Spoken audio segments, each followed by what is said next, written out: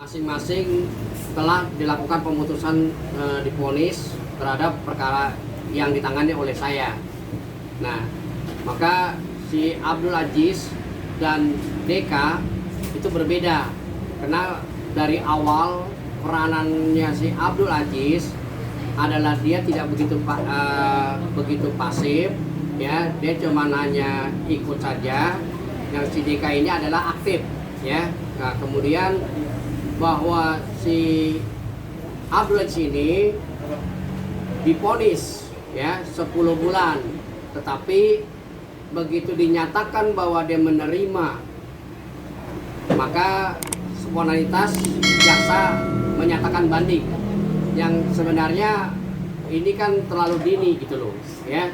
Maka si Deka dituntut sesuai dengan undang-undang yang dikatakan melakukan eksploitasi, ternyata tidak terbukti. Hanya dia mengadakan, memperlancar, menyiapkan agar terjadinya prostitusi online.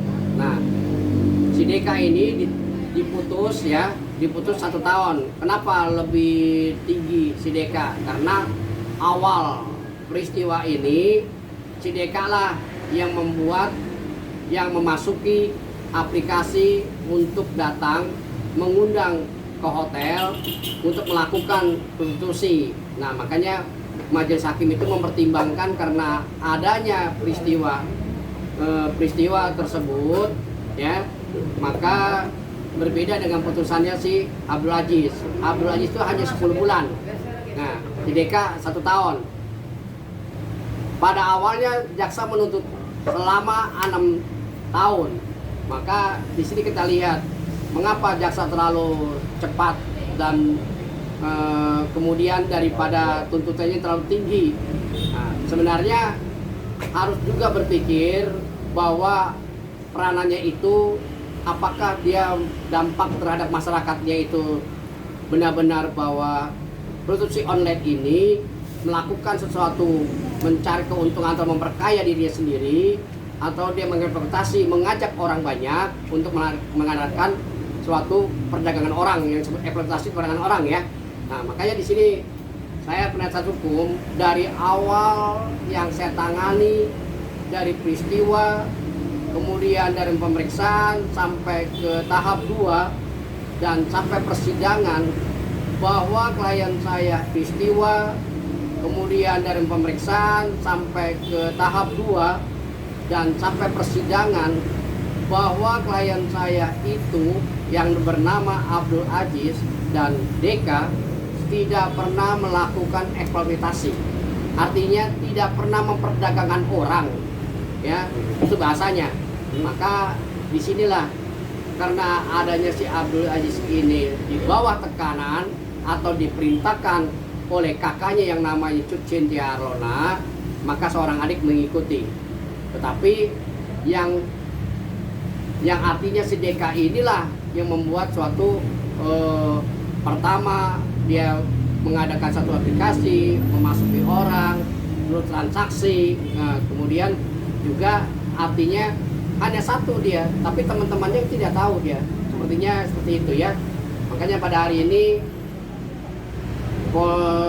pengadilan telah memvonis ketiga terdakwa dari Cut Cynthia-Arlona juga 10 bulan, Abdul Aziz 10 bulan, Deka 1 tahun.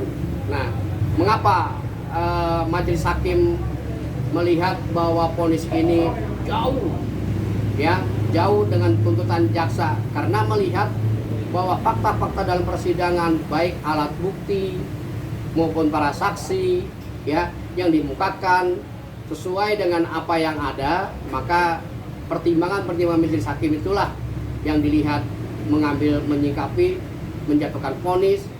Dia cuman hanya sengaja atau tidak sengaja, ya, akhirnya divonis 10 bulan. Nah, Deka ini 1 tahun. Begitu sidang ditutup, maka majelis hakim mengatakan, bagaimana saudara Abdul Aziz, Deka dan Cynthia-Arlona? Dia bilang dia menerima kesalahannya, dia menerima dengan kealfaannya, dia menerima dengan hidupnya yang merasa bahwa dia diuber kesalahannya, dia menerima. Tetapi begitu dilempar kepada majelis hakim, kepada jaksa, maka ditanyakan oleh jaksa, maka jaksa spontanitas langsung dia menyatakan banding.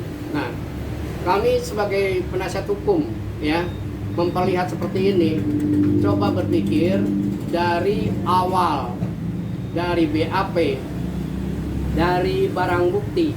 Nah, ini kan tidak ada kesinkronisasinya, yang artinya keterkaitan terhadap Abdul Aziz.